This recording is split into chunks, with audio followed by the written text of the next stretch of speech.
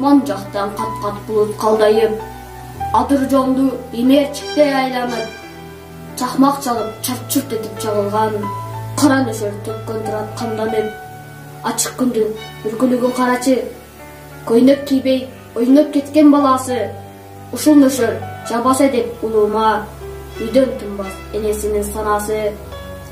Булут тарап асман чайыттай ачылды, күн желкеси тиктеп чакыйды, эми улумдун этине ысык өтөт деп, энесинин апаттыгы ашынды, уулу келди үркөлгөнсүн кабагы, ошол кезде даяр эле тамагы, куюп берип чоң уртаса кубанып, курган эне калбай жатты жаналы. Улуктады, төшөгүндө жай жатты. Ошондо да эне тынчып калмакпы, кымкыстаса кыймылдатып акыры. Кулунумду бастыбы деп албашты, жайдыркычтыр жайлоо илеби.